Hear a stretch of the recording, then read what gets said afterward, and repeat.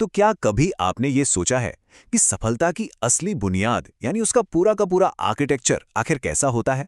हम लोग अक्सर सफलता को बाहरी चीजों में ढूंढते हैं ना, लेकिन सच तो ये है कि इसकी शुरुआत बहुत बहुत गहरे स्तर पर होती है। आज के इस एक्सप्लेनर में हम ह्यूमन माइंड की उन अनलिमिटेड कैपेसिटीज को एक्सप्लोर करने वाले हैं।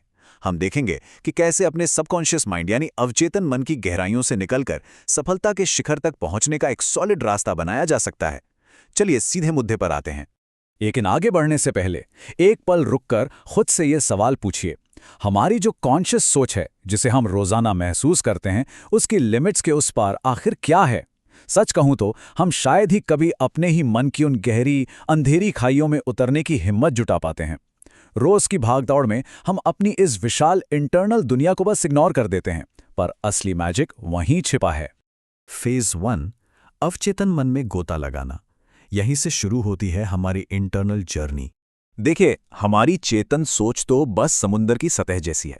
असली मेंटल ट्रांसफॉर्मेशन तब शुरू होता है जब हम अपने गहरे बैठे हुए पैटर्न्स की उस अंधेरी घुमावदार सीढ़ी से नीचे उतरना शुरू करते हैं।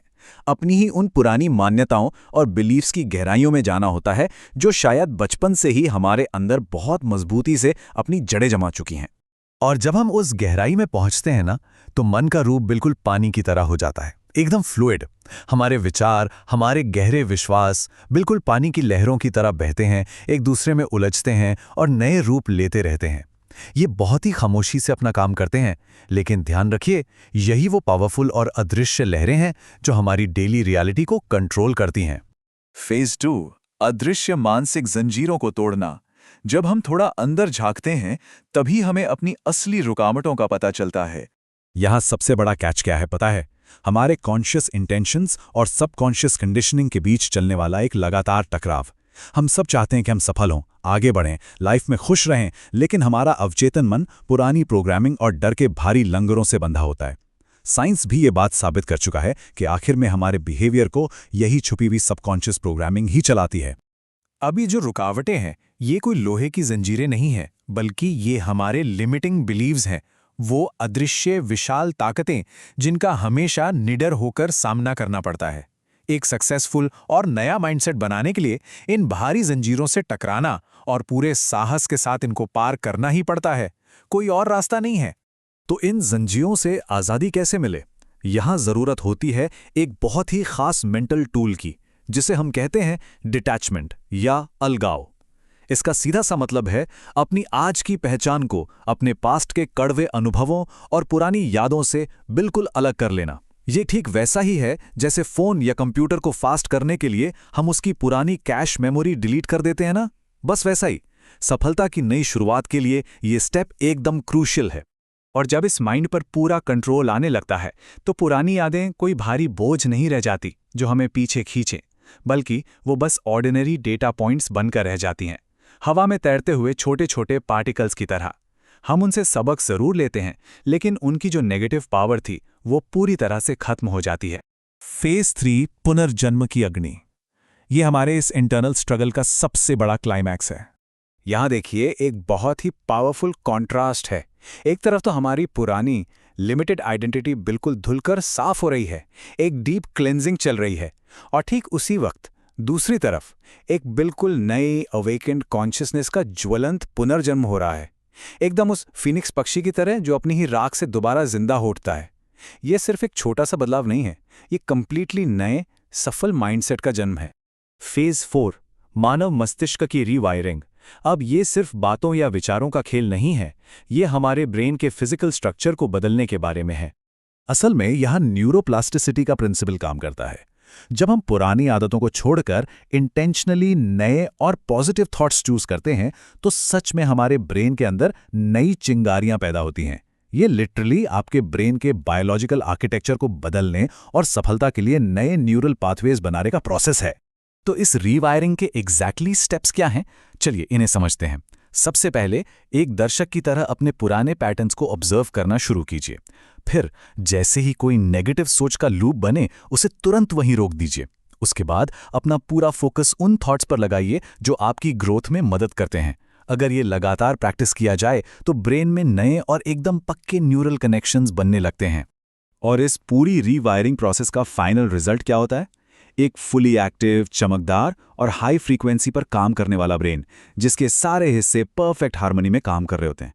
जब आपका दिमाग इस शानदार लेवल पर एक्टिव होता है ना, तो सफलता कोई ऐसी चीज नहीं रह जाती जिसके लिए आपको स्ट्रगल करना पड़े। वो आपका नेचुरली डिफॉल्ट स्टेट बन जाती है। फेज 5, भीतर की शक्ति को जगाना। यहां से हम उस लिमिटलेस ह्यूमन पोटेंशियल को समझना शुरू करते हैं।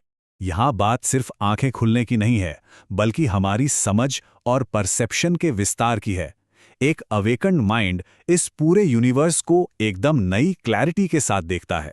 सोच का दायरा अब रोजमर्रा की छोटी मोटी प्रॉब्लम्स तक लिमिट नहीं रह जाता, वो कॉस्मिक हो जाता है। हर एक चीज, हर एक सिचुएशन में एक डीपर मीनिंग नजर आने लगता है। ये लाइन सच में थोड़ा ठहर कर सोचने लायक है। सच्ची जागृति नए परिदृश्यों की खोज में नहीं, बल्कि नई दृष्टि पाने में है। इसका बड़ा ही सिंपल सा मतलब है कि सक्सेस पाने के लिए पहले पूरी बाहरी दुनिया को बदलने की कोई जरूरत नहीं है।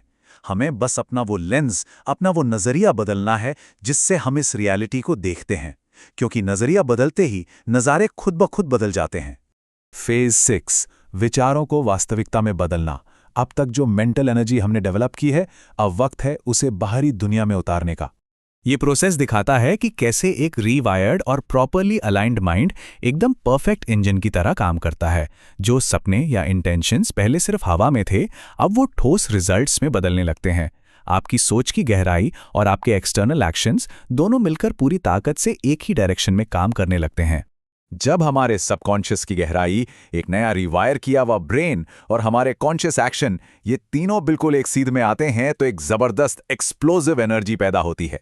सारी लिमिटेशंस, सारी मानसिक जंजीरें पल भर में टूट जाती हैं। ये वही लेवल है जहां कोई इंसान अपनी सच्ची असीमित ताकत का एक्सपीरियंस करता है।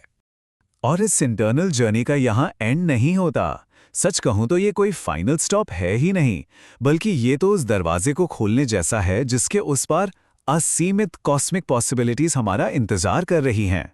एक बार माइंड को मास्टर कर लिया ना, तो टाइम, स्पेस या दुनिया की कोई भी लिमिटेशन मायने नहीं रखती। तो अब इस एक्सप्लेनर के आखिरी हिस्से में एक बहुत ही गहरा सवाल सामने आता है। जब हमारा दिमाग उन पुरानी जंजीरों से पूरी तरह आज़ाद हो जाता है, तो उसके बाद कौन सी इन्फिनिट रियलिटीज पॉसिबल हो सकती हैं? जरा सोचिए, जब एक बार ये सफलता का माइंडसेट और मेंटल मास्टरी हासिल हो जाए, तो क्या कुछ भी ऐसा बचेगा जिसे पाना नामुमकिन हो? तारों से भरे इस अनंत आसमान की तरह ही ह्यूमन कॉन्शियसनेस यानी हमारी चेतना का पैमाना भी उतना ही विशाल और विस्मयकारी है। सफलता का ब्लूप्रिंट कहीं बाहर ढूंढने की जरूरत नहीं है, वो इसी मेंटल आर्किटेक्चर के अंदर फिट है। तो बस अब चेतन की उन गहराइयों को पहचानिए, अपने थॉट्स को रीवायर कीजिए और अपने अंदर की असीमित क्षमताओं को उड़ान भरने दीजिए। इस कमाल की जर्नी में हमारे साथ बने रहने के लिए बहुत बहुत शुक्रिया। सीखते रहिए और आगे बढ़ते रहिए।